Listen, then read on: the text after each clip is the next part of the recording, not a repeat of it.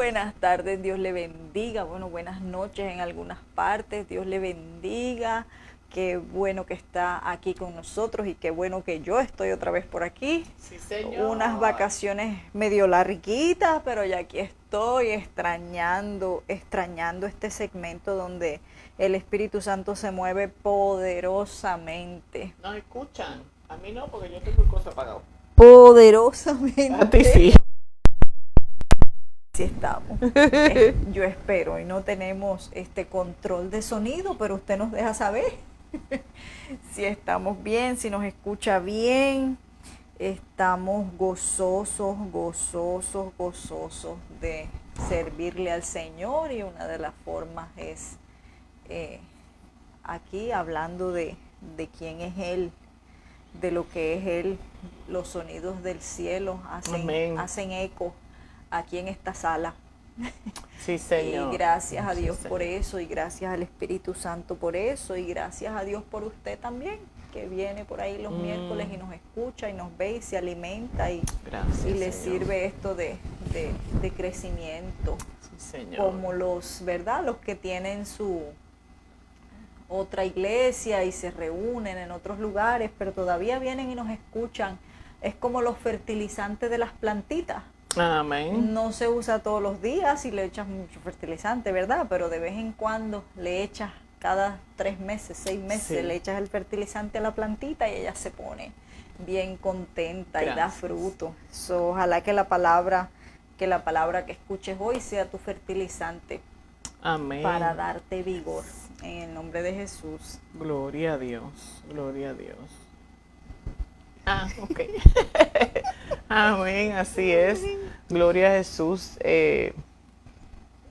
A veces solo el Señor va a usar una perspectiva, una palabra, que él es el que la conoce, Él sabe que tú la necesitas y la pone en la boca mía, en la boca de Gualesca, en la boca de cualquier otro ser humano. Amén, que es lo que tú necesitas escuchar para dar ese paso,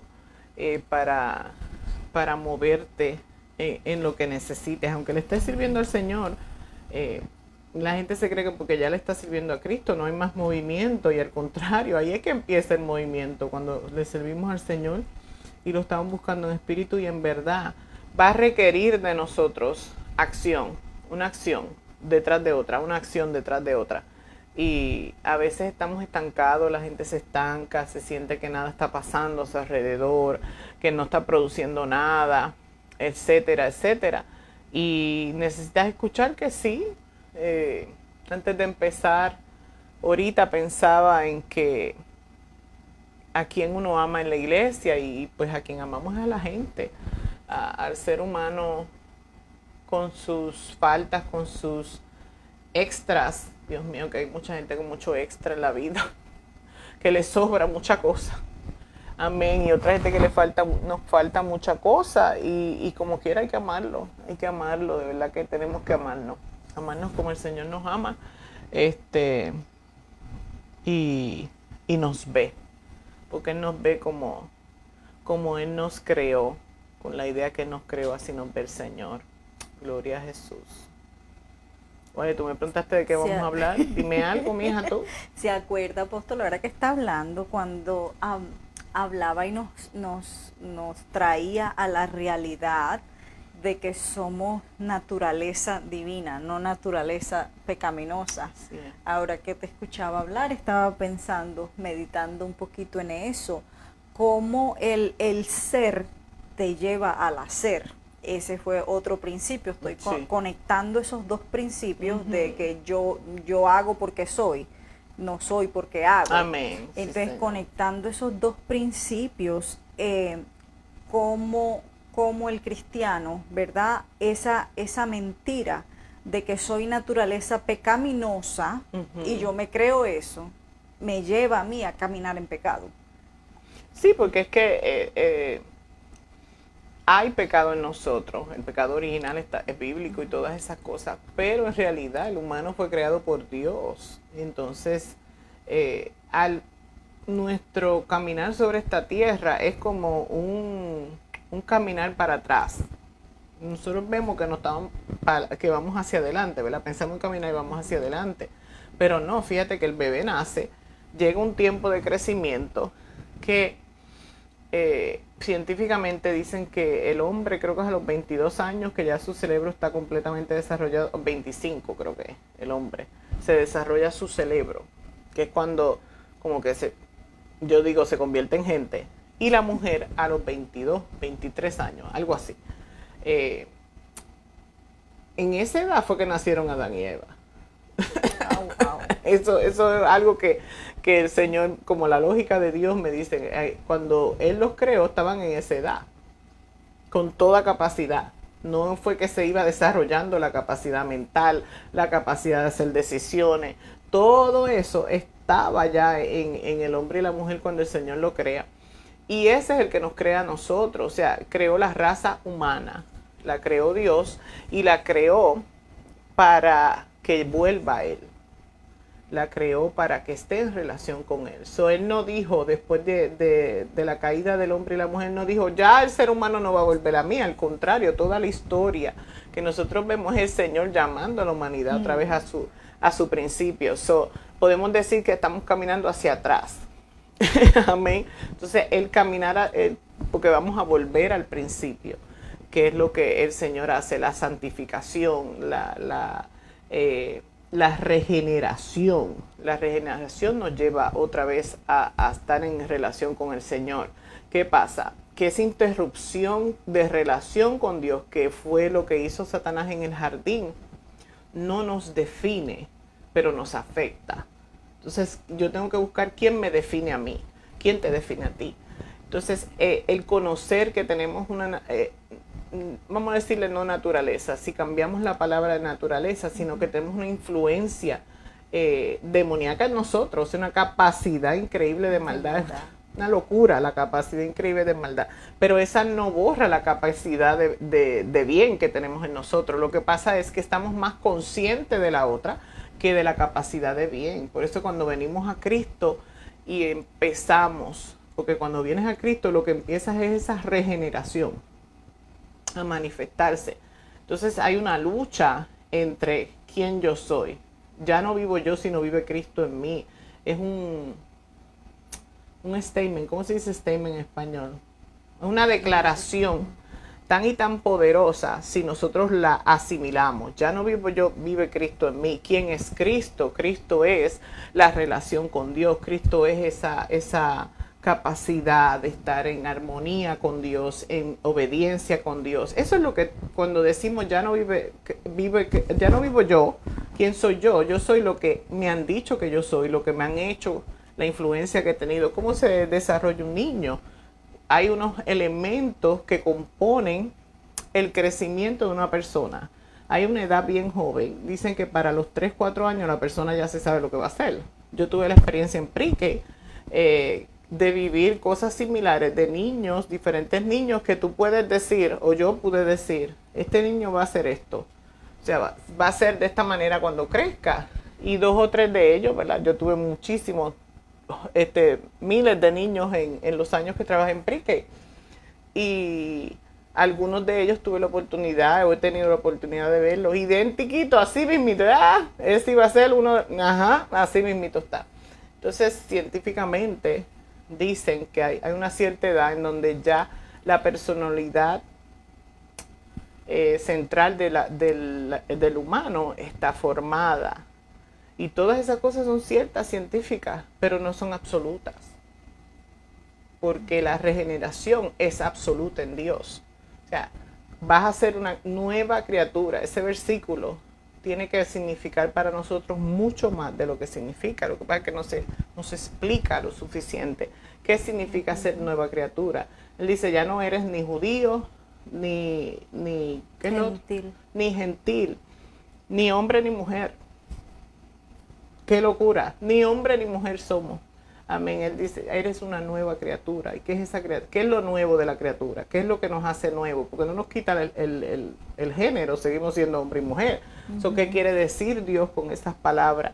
Que solamente Pablo lo que está haciendo es repitiendo lo que Dios le está diciendo, mi hermano. A veces miramos a Pablo, miramos las cartas y nos desconectamos de quién es el autor de la palabra, que es el Señor.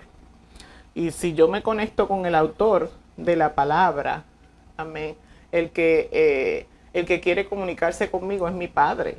Y Pablo no le importa hablar conmigo, él ni sabe quién yo soy. El que quiere hablar conmigo es mi Dios. El que quiere comunicarme a mí, que quiere comunicarte a ti, a cada uno de nosotros, es Dios quien está hablando con nosotros. Si yo veo la Biblia de esa manera, cuando yo estoy leyéndola, se convierte en una conversación con el Padre y fluye dentro de mí de esa manera. Entonces yo puedo conectar otras conversaciones, como tú acabas de hacer, ¿verdad? Otras conversaciones que he tenido con el Padre y ¡boom! La revelación sale, tú dices, ¡oh! De esto se trata. Entonces ahora me hace sentido. Eso no son palabras que están escritas ahí para yo descifrarlas, sino para vivirlas en comunión. ¿Quieres hablar algo? Sí, se va conectando una cosa con lo otro y vuelve uno, ¿verdad? Al Dios uno. Así es. Que es de Génesis 1 hasta Apocalipsis 20, 21. Sí. El mismo Dios todo el tiempo hablando. Claro.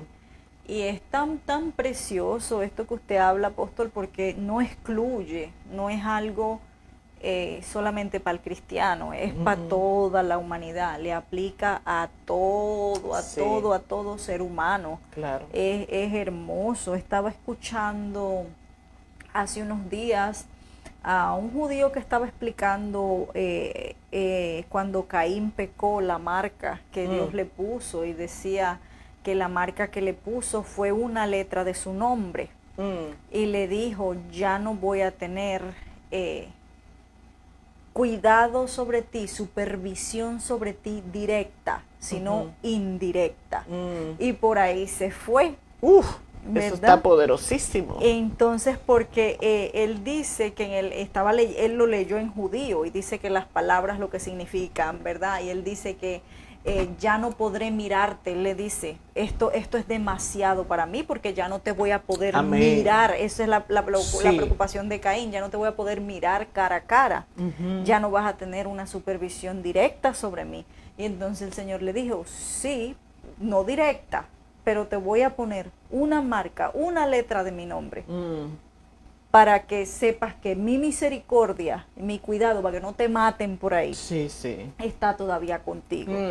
Y eso fue una cosa que yo, wow, no, Señor. Y también explica cuando, y me da más adorno, que diría yo, qué sé yo, solidaridad, whatever, cuando yo digo que Dios no está en control de todo. Y eso es un ejemplo clásico, perfecto, maravilloso de eso, porque hay cosas en las que la voluntad del ser humano es tan importante para Dios, es sumamente importante, es crucial. En esta relación con Dios, la voluntad del ser humano es absolutamente crucial. O sea, el amor que Dios tiene por el ser humano, cuando lo creó, solamente pensar en que hizo la tierra y todo lo que hizo, todo lo que estableció, porque yo recuerdo predicando sobre evolución y que la evolución la hizo Dios. Cómo funciona una evolución que no tiene cuestionamiento, porque toda la evolución que explica la ciencia y cómo ve, todo tiene cuestionamiento. O sea, explícame cómo el orden inteligente que nosotros vivimos, cómo esta tierra no se cae, todas esas cosas no pueden explicarlas, pero lo que dice la palabra las puede explicar claramente. O sea, fue diseñado por un orden inteligente.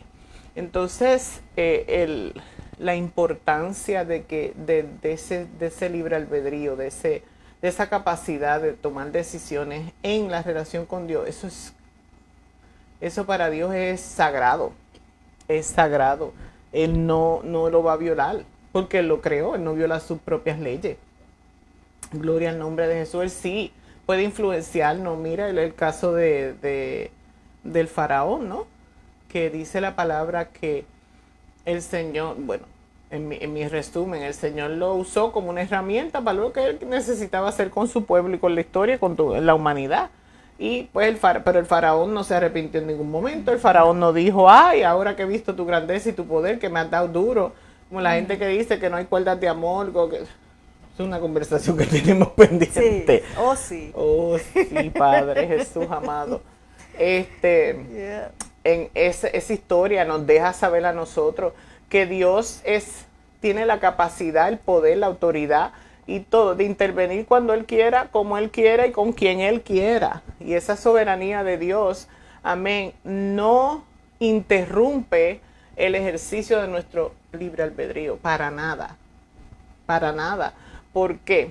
Porque vamos a usar el ejemplo que estoy usando del faraón. Dios dijo claramente, dice la palabra, que Él iba a usar al faraón, que le iba a endurecer el corazón para hacer lo que tenía que hacer. ¿Qué estaba diciendo el Señor? Que no iba a permitir que el miedo del faraón, que no iba a permitir, porque el faraón le iba a dar miedo, imagínate, que te conviertan el agua en sangre. Y que veas a tus aliados, a tus reyes, ¿cómo era que le llamaban ellos? A los magos estos locos de él. O sea, la gente que hacía truco, prácticamente a Satanás, que lo tenía al frente cubriéndolo, y que tú veas que Dios le comió los dulces. ¿Qué va a hacer el faraón? El faraón se va a asustar. Y entonces va a dejar a su pueblo ir. Porque iba a ser humano. Cuando dice que le endurece el corazón es que le quita la capacidad humana. ¡Wow! Esto es revelación. Ahora mismo está cayendo. Amén, le quita la capacidad humana de sentir. Wow. Es la única forma que Faraón podía haberse quedado así. Gracias, Señor. Una pregunta que llevo muchos años con ella. La única forma. Y después nos dice a nosotros, más adelante, a la humanidad, a su pueblo, le dice, te voy a dar un corazón de carne. Porque es que estaban tan entregados al pecado que no podían sentir. O sea, se les endureció el corazón. El Señor viene, le endurece el corazón a Faraón para poder manifestar su gloria y su poder de la manera en la que lo hizo. ¿Cómo lo sabemos? Es que el Faraón vino en sí. Entonces vino, por eso lo persigue. Porque si él hubiese estado en su humanidad, como dirigente, como padre de familia, como todo eso, no hubiese perseguido. Eso no es normal. No. Que se vayas a perseguir al que te acaba de matar a todo el mundo, el que acaba de hacer tanta destrucción y que tú vayas como loco a perseguirlo y que te sigan 2 o 3 locos más. Eso no hace sentido ninguno. Entonces, la explicación divina que acabamos de recibir. Santo Dios. Aleluya. Ese endurecimiento del corazón era necesario para doblegar, porque los planes de Dios van por encima de los míos. Amén. Del gobernante, de la oración tuya de 20 años orando por lo mismo, sin buscar la voluntad de Dios, sin querer la voluntad de Dios, porque puede ser que no sepamos que la necesitamos, pero tenemos que quererla. Esa palabra nos dice que el Señor conoce nuestros corazones, amén. Y entonces ese endurecimiento del corazón del faraón es porque Dios lo puede hacer. Pero después no le dijo, te vas a quedar endurecido. Ok, ya te usé. Así mismo, ya hice lo que tenía que hacer a favor de mi pueblo y a favor de la humanidad, porque no es solamente el pueblo de Dios, los hebreos o Israel, que tiene este guille de que ellos son el alfa y el omega, y Dios no es así, Él no hace excepción de personas. No. Entonces, ¿qué pasa? Tiene que usar es como algo científico, tiene que usar un grupo de control. Un grupo de control. Que eso recuerdo leyendo del Levítico, y como he dicho muchas veces, el Levítico es aburrido, largo, es repetitivo, pero el Levítico es el libro en donde Dios está enseñando cómo se purifica un pueblo, ¿verdad? Así es. Para separarlo del mundo de aquel tiempo, de la manera de vivir que era en todo un desenfreno, en donde, como animales vivía el ser humano en aquellos tiempos. Gloria a Dios. Y el Señor escoge este grupo de personas de una manera sistemática, porque todavía aplica al día de hoy. Que Dios, una cosa increíble para el que no quiere, porque si usted cree, en la Biblia se lo dice todo. Es que estaba pensando en Nabucodonosor también, cuando, ¿verdad? A diferencia de Faraón, después que Dios lo puso a comer paja como un animal en el campo, él reconoce de verdad que no hay otro como tú. Yo me pensaba que era yo. Amén. Pero eres tú, y este es un rey babilónico. Nada tiene que ver con el pueblo de Israel, ¿verdad? Sí, el pueblo de Señor. Israel siempre, como acaba de decir usted, tiene ese guille de que ellos son, y a la iglesia se le ha pegado eso. Oh, sí, 100%. Y ayer me tropecé de casualidad, de diosalidad, ¿verdad? Que ya cambiamos la palabra. Diosalidad. Amén. Me estaba leyendo el libro de Judas, y en un versículo Judas dice, les recuerdo, como ya antes lo habían sabido, que el Señor, después que salvó al pueblo de Egipto, destruyó a los que no creyeron. Y aún a los ángeles que abandonaron su dignidad, también llevaron castigo. También. Para el que se cree que tiene a Dios agarrado del Sí, sí. Increíble. No, y que dice justicia, justicia, que te llevo diezmando tantos años. No, y es que, bueno, yo vivo enamorada de Dios porque cada vez que leo, busco, miro, Él me revela algo, yo veo cuán boss it is, como Él. O sea, donde uno como humano puede ver la injusticia, cuando tú miras y estás dispuesto a escuchar, tú te dices, Dios mío, es que la justicia me es una porquería. O sea, nosotros, en términos de fairness, de todo eso, nosotros somos amantes de nosotros mismos. Amantes de nosotros mismos, porque Dios nos creó con un instinto de supervivencia, que conste. Que eso no fue que el diablo nos los puso tampoco. Ay, Dios mío, es que le dan tanto poder a ese individuo. Él no nos puso ese instinto de supervivencia. Dios nos dio ese instinto de supervivencia. Dios nos equipó. ¿Por qué? Porque debajo de sus alas es que nosotros encontramos descanso, paz, gozo, esa paz que sobrepasa todo entendimiento. Ahorita alguien me compartió una noticia trágica de su vida, de la vida de otra persona, y me dice que la persona que está pasando por la situación tan difícil en su vida, tan dolorosa, todo el mundo desmoronado alrededor y esa persona tranquila, con una paz increíble, tratando de levantar al otro que está cayendo. Exacto, solamente lo hace Dios. O sea, te está pasando a ti, es tu cuerpo, eres tú el que está viviendo eso tan horrible. Amén. Y pues esta persona conoce al Señor y le está sirviendo a Dios no hace muchísimos años. La otra persona conoce a Dios muchos años antes que esta persona, pero esta persona fue de los últimos, eran los primeros. O sea, cuando tú entras en esa relación con Dios, mi hermano, yo estaba ahorita que no podía con mi alma, y ahora mismo estoy pensando, yo estoy tan gozosa aquí, tengo todos los pelos parados de la gloria de Dios. Amén, no me duele nada en este momento. Amén. Quizá cuando acabe me vuelve a doler porque me pasa cada rato, pero a mí no importa, yo me gozo el momento. Amén. Siempre hay un día después, una hora después, un minuto después, donde Dios, ¿verdad? Es Dios. Amén. Y saber que Él me hizo para que yo necesitara estar cobijada bajo sus alas, ese es el instinto de supervivencia del humano. Por eso es que el suicidio es un arma tan torcida de Satanás, y por eso el suicidio, la puerta del abismo del suicidio es: todo va a estar mejor si yo no estoy aquí. Y el Señor nos dice eso porque nos tiene vivos.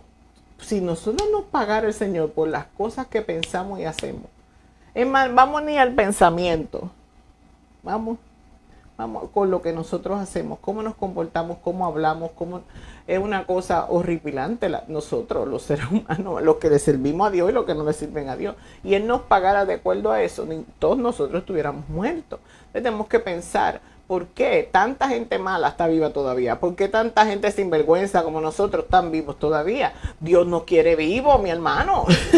Y Él no tiene un día de partida, pero ese día de partida está seteado de manera que nosotros hayamos logrado vivir en esta tierra lo que Dios nos hizo para vivir en esta tierra. Y a lo mejor eso fue que tú le hables a una sola persona del Señor, que tú tengas una relación personal, que estés en tu casa orando, que vayas a la iglesia y seas contribuidor de las obras buenas que hace la iglesia. Amén. La gente dice: no, que no tengo mucho para dar. ¿Qué tienes para dar? Eso es lo que el Señor está esperando, porque lo que tú das, tú le das a Dios financieramente. Amén. Es lo que tú estás desprendiéndote de ti. Imagínate que tú eres un billete 100 Amén. Y ese billete 100 está podrido. Todo lo que tú le das a Dios desprende de ti, desprende de ese amor propio que hace que nosotros querramos más a nosotros mismos que a Dios. Todas esas cosas están interconectadas. Dios nos quiere vivos hasta que nos toca morirnos.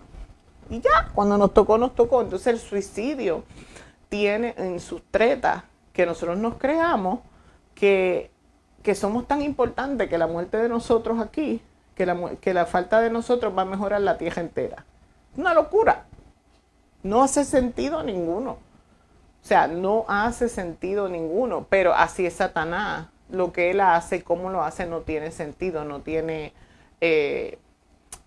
lógica con el plan de Dios. Gloria al nombre de Jesús.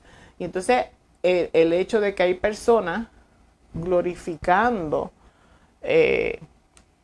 o santificando ese acto, te está yendo para el lado de Satanás para seguir fomentando ese espíritu de suicidio, de self-harm, de dañar tu cuerpo, de dañar tu mente, de dañarte a ti mismo, porque te sientes o crees que tú no vales, que tú no sirves, y obviamente estás respirando todavía, Dios no te ha matado, tú vales, tú sirves, eres necesario. Hablamos 10 cosas, pero ahí vamos, está todo seguro. Cuando escuché el vivo del miércoles pasado, yo pude ver, el Señor me pudo mostrar a través de sus palabras, en imagen viva, lo que sucede en un funeral. Eso fue una cosa que a mí wow, lo que sucede en un funeral, lo que se mueve espiritualmente en un funeral, sí. Que es una cosa que uno, pues tan, otro hecho más de la vida. Sí. Voy y, en verdad, como una boda, como un bautizo, como cualquier otra cosa. Y lo que se mueve en el espíritu fue para mí tan tremendo que de verdad que uno se cree que hay cosas neutras en esta vida, de verdad. Nada. La mente del niño, eso fue una de las cosas que me impactó, sí. de lo que hablaste el miércoles pasado. Sí. Lo que hace eso la mente del niño es una cosa impresionante. Pero quería hacerte la pregunta, Apóstol, estabas hablando de que todo puede ser reshape, que somos reprogramables. Totalmente. Abundar un poquito más en eso. Claro. En el ejemplo que ponías específico de los niños, ya a los 5 años se sabe que va a ser. Sí. Entonces, ¿cómo brega uno con esa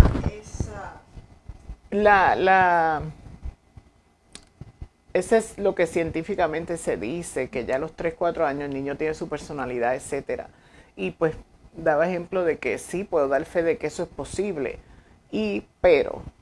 Pero anula lo que dije antes para hablar lo que digo ahora, para establecer lo que voy a decir. El pero está en que sí es algo científicamente que se puede probar, es algo que podemos observar, pero no es el final. Porque viéndolo desde el punto bíblico de regeneración, nosotros nos hacemos, el ser humano se desarrolla y hay el ambiente te influye, tus autoridades, que uno dice padre y madre, pero hay un montón de autoridades en la vida de un niño que tiene input information, que le da información, o sea, nos va formando. Imagínate que las palabras y todas estas cosas nos van dando formación. ¿Por qué le dan formación a un niño? Porque el niño se cree todo lo que oye. El niño se cree, absorbe todo lo que está alrededor. Esa es la mente de un niño, es cómo funciona, es cómo aprenden, así aprendemos a hablar.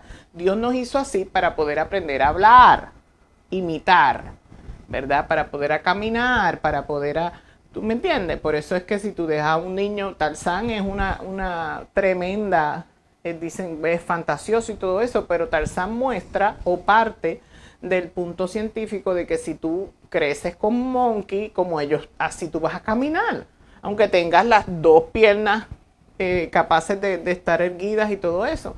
Entonces, todo eso es real, pero es real porque tiene un propósito, no es porque nos define, ¿ves? Entonces, una cosa es que tú puedas observar y hacer, ¿verdad?, el dato científico, pero que decidas que eso va a decidir tu vida. Eso es antibíblico. Eso es antibíblico totalmente. Porque la Biblia nos provee a cualquier edad, con la Biblia, obedeciendo la palabra de Dios y aplicando los consejos coma mandato o callita mandato de Dios, tú cambias toda tu vida, tu forma de pensar, porque nosotros nos componemos, antes de que una acción ocurre, pasa un pensamiento. Tengo que compartir los números porque yo no me los sé de memoria porque son extraordinarios. Pero antes de que una acción ocurra, hay un pensamiento en nuestro activo. Hay 3 áreas de pensamiento. Una de esas áreas de pensamiento, ayer hablaba con mi sobrina, después de escuchar parte de esta obra literaria maravillosa, y le explicaba a ella, le digo, mira el problema. Yo me creo, el ser humano se cree, que un pensamiento que llega a mí, me hizo a mí, o me hace. Pero hay una cosa que se llama pensamientos intrusivos en inglés, intrusive thoughts, pensamientos intrusos. ¿Qué es un pensamiento intruso? Pensamiento intruso se construye, se puede construir y están pasando todo el tiempo, algunos no nos damos cuenta, pero que cuando tú aprendes, tu mente es como una casa, ¿verdad? Entonces, me voy a ir para atrás para el niño. ¿Cómo reprogramarlo? Cuando tú le enseñas a una persona aprende, y eso es bíblico. Cuando una persona aprende que yo no soy lo que hasta ahora yo he pensado que yo soy, punto. Yo no soy esto. Y decide que los pensamientos no te van a controlar, sino que tú tienes la capacidad y el poder y la autoridad de coger tus pensamientos y ubicarlos, como hacer un archivo. Este pensamiento, porque si la palabra te dice que tú eres real sacerdocio, ¿ves? Y tú te sientes como cucaracha vieja, amén, y lees real sacerdocio, tú tienes una decisión que hacer. O yo voy a creer que yo soy real sacerdocio, o yo voy a seguir creyendo que soy una... Es que me lo han dicho por 30 años que soy una cucaracha vacía. Que soy una cucaracha vacía y eso es lo que me han dicho. La persona con la que tú estás hablando, tú vienes y me dices, no, apóstol, es que yo siempre me he creído esto. ¿Y por qué te lo creíste? Pues no sé, es lo que siempre he escuchado. Buscamos un poquito de historia y vas a encontrar la fuente de información que tú recibiste. Después que esa fuente de información llega a tu vida, ya sea de niño, el que sea, después que tú la descubres, tú tienes que decidir qué vas a hacer con esa información. Hasta ahora, por alguna razón, tú decidiste que eso era tu verdad. Eso es lo que tú te crees y como eso es lo que tú te crees, así. Cuando tú tienes que decidir, yo voy a creerle más a la palabra de Dios. Ya tú estás empezando a pelear. Porque tomaste una decisión consciente en una etapa de tu vida, vamos a decir que ahora tienes 30 años y tú te creíste que eres una cucaracha vacía cuando tenías 5. A los 5 años tú no tienes control. Imagínate que yo te diga, ¿sabes qué, Waleska? Eso que tú te creíste, que te llevas creyendo por 25 años, a esa edad tú no podías dar consentimiento para ese pensamiento en tu vida. No tenías la madurez, no tenías la capacidad intelectual y no tenías la información suficiente para creer que eso es verdad. Tú te estás creyendo una mentira. Vamos a ver, ahora tú tienes una capacidad decisional a los 30 años que tú no tenías a los 5 años, ¿verdad que no? Oh, sí, es verdad, no la tenía. Entonces, ¿cuál es más verdad? Ah, pues debe ser esta. ¿Pero por qué es esta? No es porque yo no creo que sea verdad, es porque tú tienes que saber que esta verdad que tú vas a escoger ahora es tu verdad. Entonces empiezas a desplazar, eso es por encimita, un ejemplo bien fácil de cómo hacerlo. Empiezas a desplazar aquello que va a insistir. ¿Por qué va a insistir? Porque ya tiene una casa en tu cabeza.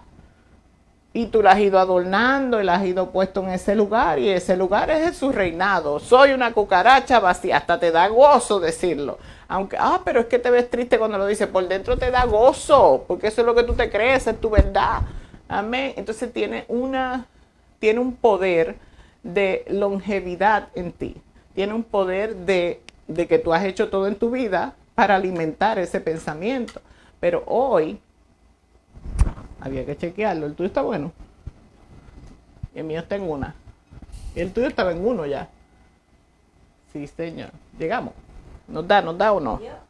Bueno, entonces así sucesivamente. Y eso es, yo lo estoy explicando bien, bien sencillo y bien trivial. Porque para mí, yo siempre he creído que es sencillo y bien fácil de hacer. Amén. Gloria al nombre de Jesús.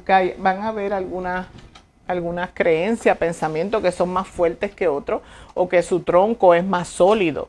Amén. Pero pues me he encontrado esta dama brillante que ha desarrollado un método específico y científico y todo eso. Pero si eso no existiera, yo vengo haciendo eso a mi manera por muchos años. Y enseñándolo, porque es que la Biblia nos enseña. Nos dice, renueva tu entendimiento. Los proverbios, léase los proverbios y usted va a ver cómo los proverbios te pueden ayudar a tú darle otra forma a áreas de tu vida. No va a pasar todo en un día. Amén. No va a pasar todo en mágico como la gente se piensa. Pero es la única manera de nosotros sostenernos. Por eso el Señor nos dejó la palabra. Para que nos sostengamos. Esta es mi verdad. Esta es mi verdad. Entonces, en una etapa de tu vida puede ser que trabajes con tu estima de ti mismo en una área. Pero la gente quiere que de un día para otro, como digo yo, ¿verdad? Borren el McDonald's. Polvito de hada. Sí. ¡Achú! ¡Esta es nueva criatura! Ah, pues yo se supone que sea. No me digas nada de mi pasado. Mira, no sea loco, mi hermano. ¿Qué es que yo no entiendo estas prédicas? No, que nadie te mencione tu pasado. Pues si a lo mejor tú no te acuerdas de las pocas vergüenzas que tú hiciste y necesitas conscientemente renunciar a ella. Amén. Necesitas conscientemente enfrentar, porque es que los pensamientos intrusos, todo lo que está escondido, todo lo que viene de momento, es para asustarte. O sea, para sacarte de tu equilibrio, de tu nivel. Todo lo que tú no puedes enfrentar de frente tiene ventaja. El que da primero da dos veces, mi hermano. Yo prefiero yo tengo falta de memoria increíble. Yo no me acuerdo de la cara de mis hijos cuando eran bebés. Yo no me acuerdo de muchas cosas que vivimos con mis hijos, porque pues siempre estaba going. Una madre soltera con 3 muchachos, ¿qué? Voy a estar yo, ay, las memorias. No tengo muchas memorias de mis hijos, honestamente no las tengo.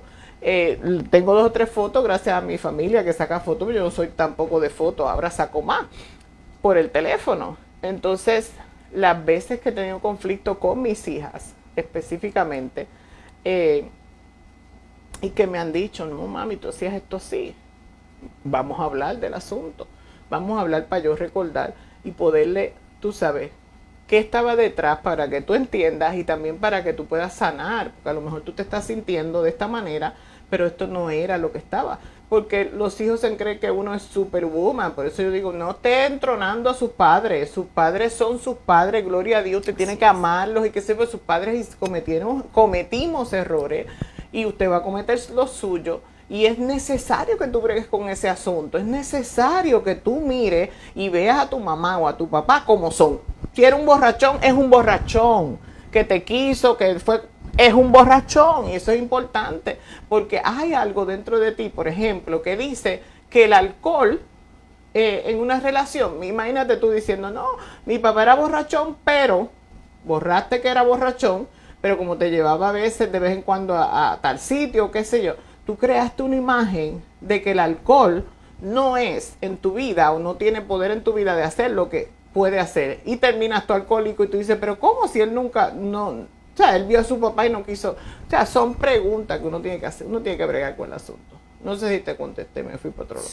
Sí, es todo, o sea, la conclusión que saco es que conectándolo desde el principio con cómo Dios nos creó, es que el Señor puso dentro de nosotros la capacidad de transformación y de evolucionar. Total. Entonces, si eso está ahí, cualquier cosa puede ser reshape, puede uno darle forma de nuevo. Así.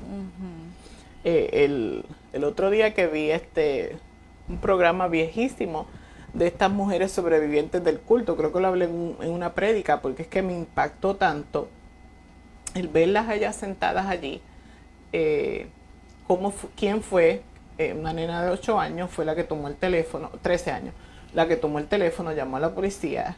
¿Y qué pasa? Ellas nunca estuvieron en otro ambiente, nacieron en el culto. O sea, nacieron creyendo, pensando, viviendo y aceptando que ser violadas era un acto divino. Que mientras más veces las violaran, más cerca estaban de Dios. ¿Sabes lo que es eso? Tú naciste ahí, no fue que saliste, o sea, el que estuvo afuera y entró, pues a lo mejor. Pero una persona que desde que tú en la barriga de tu mamá, escuchabas violación, escuchabas que eso era una cercanía a Dios. Donde la Biblia que tú leías, ya habían pasajes marcados enseñándote cómo eso que te están haciendo a tu cuerpo te conecta más con Dios. Una locura. ¿Cómo una persona así, tú piensas, pues no conoces más nada? Eso es como la gente, yo nunca he comido esto. Trátalo, mi hijo, hasta que no lo trates tú no puedes tener. No, pero es que toda mi vida he hecho esto. Y toda tu vida, y ahora es hora de hacer otra cosa. ¿Me entiendes? Todo eso. Por eso, no, que yo nací en el Evangelio. ¿Quién rayo puede nacer en el Evangelio? Tú naciste en una iglesia, tú naciste en una comunidad, en una manera de pensar, pero tú no, para nacer en el Evangelio, ay Jesús, gracias, tú tienes que nacer de nuevo. Tienes que nacer de nuevo. Tú naciste en la iglesia evangélica bajo la enseñanza de este concilio o lo que sea, pero tú no puedes nacer en el Evangelio desde que naciste.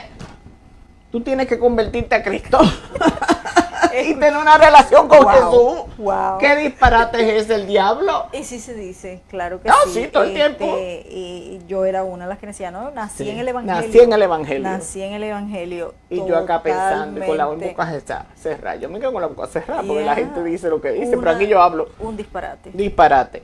Antibíblico. Está como los judíos, porque naciste, para ser judío tienes que nacer ahí. Sí. Amén. Félix Aquino, ¿verdad? Este caballero que tiene muchos programas, hablaba en un de eso y él decía, aquí ningún judío me va a venir a convertir a mí. Tiene que ser un cristiano, porque ¿qué judío va a salir? Los judíos no les interesa a la otra gente, ellos no quieren salvar a nadie. O sea, esto está en la Biblia.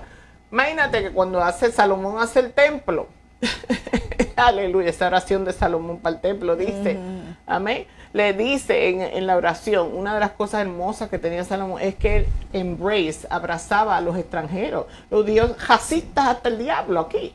O sea, en la iglesia hay racismo contra los judíos, contra los extranjeros, todo lo que no fuera judío y judío de pura cepa, porque yo sé, o sea, esta es la realidad. Todos los samaritanos son perros. Y yo me quedo, la gente no se da cuenta que eso es racismo y que eso es en la humanidad. Dice, ese es el pueblo de Dios. No, el pueblo de Dios no es una persona, porque una persona nació bajo una comunidad, eso no te constituye pueblo de Dios. Esa es la importancia del remanente también. No todo el mundo en la iglesia se va a salvar, amén.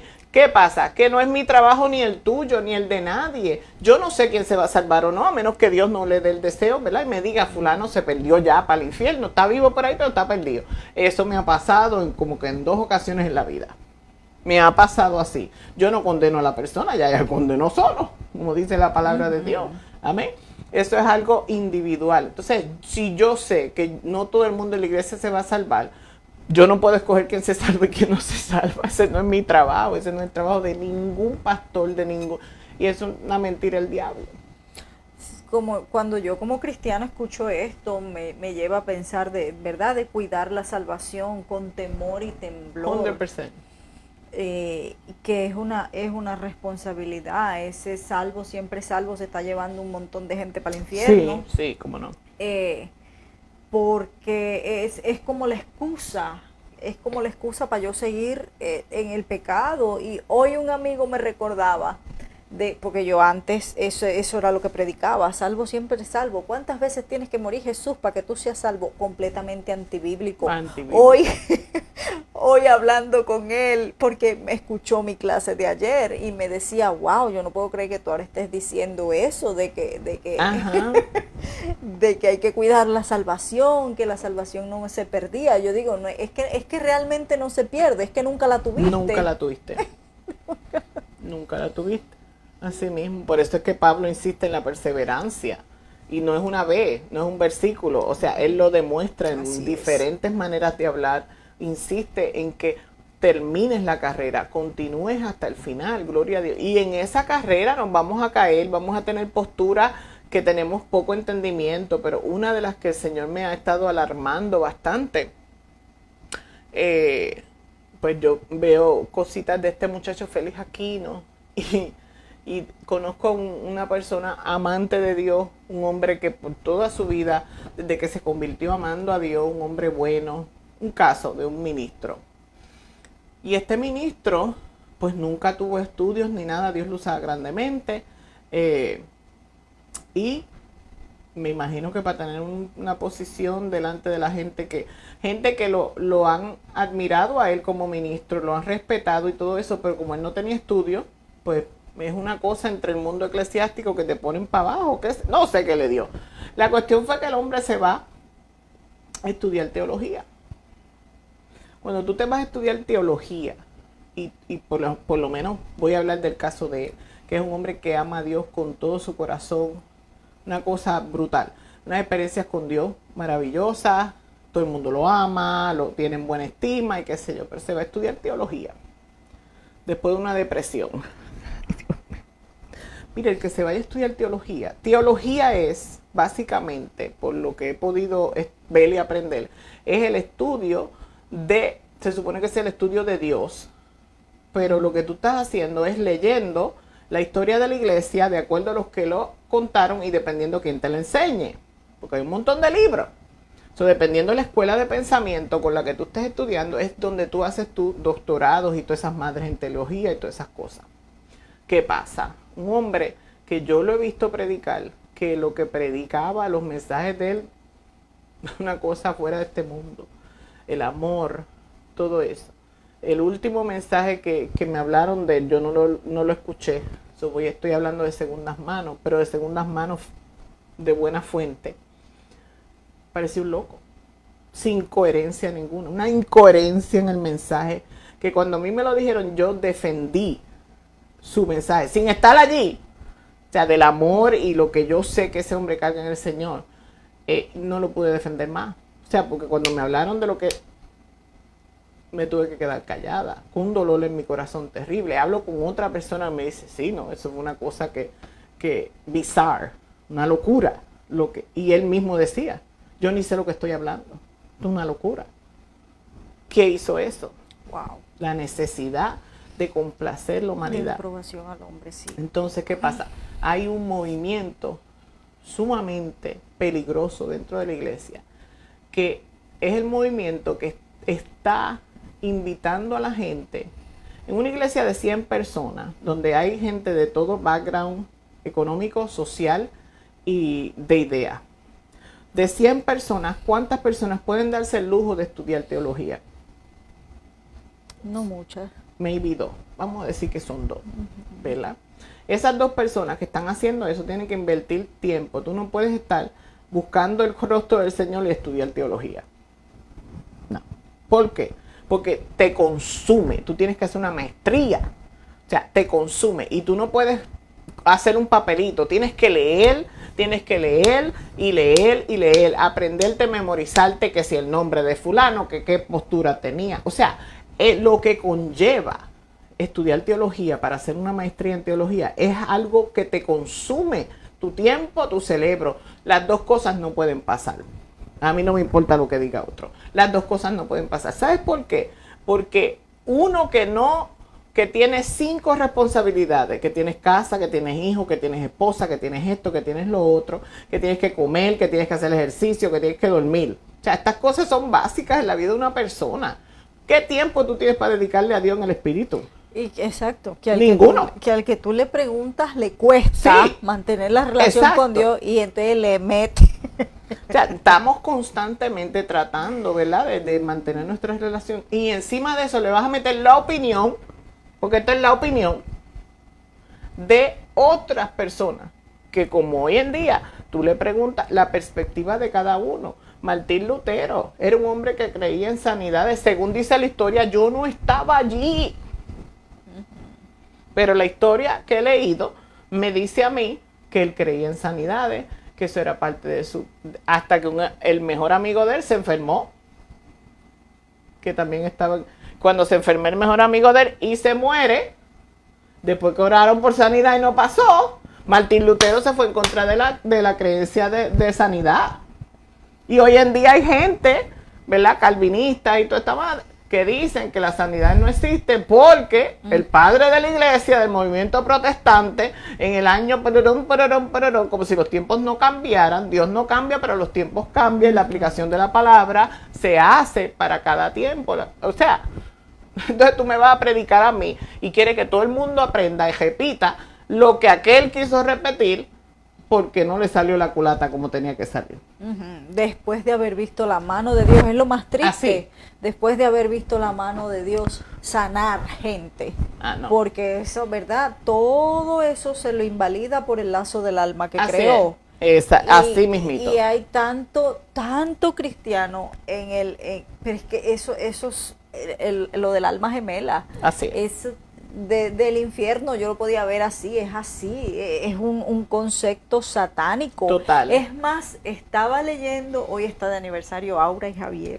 ¡Aleluya! ¡Huepa! Y les mandé, y la palabra que el Señor me dio para ello es: lo que Dios ha unido no lo separe el hombre.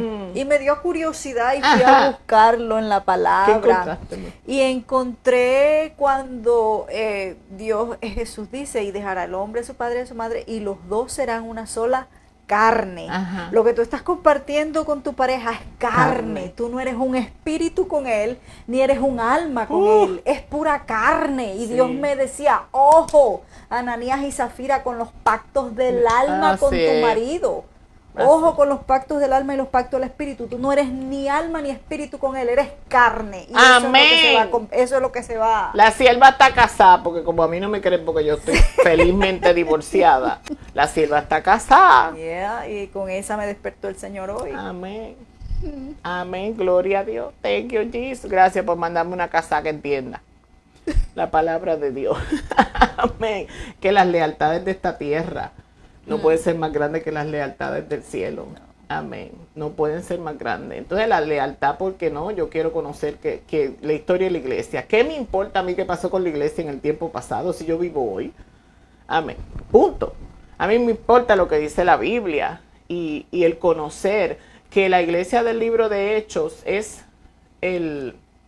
¿cómo te digo? El principio de lo que estos hombres y mujeres estaban tratando de manejar. O sea, Jesús, ellos creían que Jesús resucitó, muchos de ellos lo vieron y eso fue suficiente de ellos para continuar, que los mataran, que no los mataran, que no los persiguieran. Eso es lo que yo tengo que sacar de ahí. Yo tengo que sacar que el Señor tiene que ser mi primer amor. Amén. ¿Cómo se ve a la iglesia hoy diferente a aquel tiempo? No pueden ser iguales, bendito sea el nombre de Jesús. No pueden ser iguales porque estamos en otros tiempos, pero la esencia, lo que nos hace a nosotros seguidores de Cristo, eso no puede cambiar, no puede variar, porque es Él. O crees que resucitó o no crees que resucitó. Si no crees que resucitó, no te llames cristiano, no sigas, no busques salvación ninguna, porque la salvación existe, porque Jesús existe. Aleluya. Sin Jesús no hay salvación. Usted puede ser Hare Krishna, budista, lo que usted crea. Usted no está buscando salvación ninguna, porque la salvación solamente, amén, existe. El término salvación, ¿de qué nos vamos a salvar? Existe porque Jesús existe. Amén. Porque Jesús existe. O sea, ¿qué más yo necesito? Que aquel fue pillo cuando estaba... nada de eso, son historias. Eso es parte de... Eso son perspectivas. Amén. Un mudo, amén, que no sabe sign language, puede estar viendo un crimen o cualquier suceso pasar y nunca te puede dar su perspectiva porque no sabe sign language, no se sabe comunicar. Amén. No significa que lo que él vio no sea válido o no sea verdadero. Lo que pasa es que no lo puede decir. Amén. Entonces, todo el mundo sigue a los grandes altares que el Señor dice que va a seguir tumbando. Aunque no te enteres, están tumbando. Estos grandes altares, estos grandes líderes. ¿Por qué? Porque ellos tienen un micrófono en la mano. Amén. Pero no significa que los que están allí sentados no pueden tener una relación con Dios de revelación. Mi hermano. O sea, el que más grita, el que más habla es el que tiene la capacidad de influenciar. Esa es la única razón por la que yo hago estas cosas. alguien tiene que escucharlo y alguien tiene que ser cambiado. Amén. Amén. Para tener una relación con Dios, íntima, personal, gloria al nombre de Jesús, que no dependa de nadie, sino tú y Dios, pero que como depende de tú y Dios, Dios nos enseña a que otros nos pueden abonar a nuestra vida. Amén. Pero al final del caso, tú tienes que tomar tu propia decisión. Tú tienes que saber qué creer, tú tienes que escoger qué creer, porque nadie te lo puede hacer creer. Amén. So, al final, cuando, no, pero que aquel era un corrupto y era el que yo seguí porque tenía lealtad. No le tenías lealtad a Dios. Le tenías lealtad al hombre. Amén. Porque el hombre te hacía sentir bien, la mujer, lo que sea, que tu lealtad, mi lealtad está con Dios. Amén. Gloria al nombre de Jesús. Porque al final del caso, el que sabe quién soy yo es Él. Amén. Con quien yo voy a mi cuarto, ni tu marido sabe quién tú eres, ni tu mujer. Eso es así. Eso es Dios, el que te conoce de cabo a rabo y el que te puede transformar. Y es que, verdad, hablando de estos pastores, una de las frases que me impactó que dijiste el domingo fue el gancho. Uso a Dios como gancho para traer a la persona a mí. Y qué bien, ¿qué tiene uno para ofrecerle a la gente? Nada, absolutamente nada. Si no es Dios lo que uno les va a dar, ¿para qué tú quieres darle de lo tuyo? Sí, es que no hace sentido ninguno. No. Es una locura. Pero hace sentido para el que quiere eso. Pues sí. Estamos buscando clubes sociales, estamos buscando relaciones almáticas, estamos buscando el llenar vacío. Yo recuerdo años atrás. Años atrás, yo decía que Jesús era mi marido, y el Señor me dijo, yo no soy marido tuyo. Si eso fue lo que yo vine a llenar en tu vida, eso es lo que yo voy a hacer para ti, es tu marido. Que yo estoy casada con Cristo, ¿qué significa eso para ti? Es conversaciones fuertes que el Dios tiene conmigo que me cierran la boca, porque uno repite disparates. Yo no digo ustedes, he repetido disparates de la formación que se me dio y de las cosas que uno pues dice, si todo el mundo lo dice, está bien, y uno se le pega, eso se le pega a uno. Amén. Y el Señor me corrigió y me dijo, yo no vine a ser padre de nadie, o sea, padre almático, yo no vine a llenar los vacíos. Yo puedo llenar todo vacío, pero yo vine a llenar mi vacío, que tú me necesites a mí sobre todas las cosas. Y por ahí siguió enseñándome. Y yo no puedo ver a Dios como mi marido, porque entonces, que cuando me acueste por la noche, ¿qué voy a hacer? Señor, acuéstate conmigo. ¿Para qué yo me tengo que acostar contigo si yo lo que quiero es que tú estés de pie, gozosa, a pesar de? Entonces, si Él viene a llenar ese roto, o yo lo llamo que Él está llenando ese roto, entonces no es a pesar de. Es que si no tengo eso, no voy a estar feliz. Es una cosa increíble. Entonces, que ese es mi marido. Lo mismo es que si eres padre y madre, yo no soy padre de mis hijos, yo soy la madre de mis hijos, que tuve que hacer lo que tuve que hacer, y eso me tocó, ya está. Amén, porque yo voy a tomar un lugar que no me corresponde a mí, que no es lo mío, lo que yo vine a hacer. Anyway, yo me complico y me entrego. Es que estoy pensando porque, ¿verdad? Y una de las cosas que seca y que desgasta a la gente en la iglesia es seguir a estos ministros, ¿verdad? Que solamente les importa el número y el trabajar con Dios y trabajar para Dios. Ayer les estaba explicando eso, la diferencia a los muchachos y una de ellas me preguntaba, pero ¿y el versículo de ir por todo el mundo y predicar el evangelio? Y yo, mira, si yo te dijera dónde vivo yo ahora mismo, yo vivo que si aquí se mete alguien y yo grito, mi vecino no se entera. Y aquí en el invierno son 8 meses de invierno, cuidado 10, donde tú no ves un alma en la calle. Sí. Entonces ya, imagínate, ¿yo cómo hago? Ya yo no puedo hacer nada. Y entonces ¿por qué? Porque hay una de ellas haciendo un entrenamiento para evangelismo y ese es el afán, parece ser, ahora de la iglesia latina. Como que el COVID los dejó, les cortó los diezmos, la ofrenda y ahora están, pero la última gran cosecha de almas. y están como locos. Entonces el Señor me dio algo ayer poderoso para explicarle a ella esa parte. Yo le dije, mira, el mejor ejemplo de evangelismo lo dio Jesús con Pedro. Le dijo, Pedro, ahora vas a ser pescador de hombres. Pedro se pasó toda la noche tratando de pescar por sí mismo. Cuando tú te concentras en el que está en la barca, el pescado brinca la red. Así es. El pescado te va a venir a ti, 100%. así como le pasó a Pedro. Sí. Pedro no, toda la noche en su propia fuerza. Si tú te vas ahí en tu propia fuerza a pescar, alma, te va a pasar como Pedro. Y a los 2 meses, a los 3 meses, si acaso mucho durarán eso que recoges. Pero cuando es Jesús y Él te dice, échala a la derecha, y tú la echas, los pescados entran. Tú no tienes que hacer, imagínate, mayor esfuerzo. Si es que es Él, las almas son de Él. Uno se cree que las almas son de Decía Pedro bien claro, dijo que añadía a la iglesia. Eso, aleluya. Añadía a la iglesia.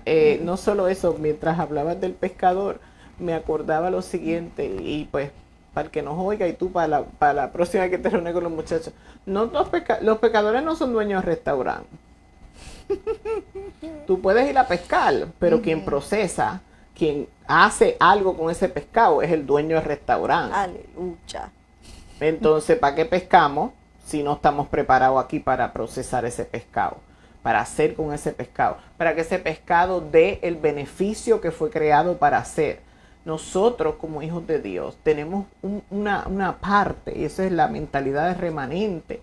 Lo que venga a tus manos, cultívalo, cuídalo, que produzca, porque tú no eres el único pescador, tienes que producir más pescadores. Pero ¿qué pasa? El pescador es algo que se pasa. Los pescadores son generacionales. Las familias de pescadores son generacionales. Gloria, anyway, vamos a seguir por ahí. Eso está bueno lo que estoy pensando ahora mismo. Aleluya. Pero últimamente, si nosotros nos reproducimos quiénes nosotros somos, o sea, quién es Dios en nosotros, a las demás personas, en vano pescamos, en vano estamos evangelizando, en vano estamos trayendo a la gente, porque es que tenemos que reproducir el gozo del Señor en las personas, tenemos que reproducir lo que tenemos, y sean 5 o sean 10, que el pilar, que la fundación de esa persona sea suficiente. Él va a ir a reclutar otras personas.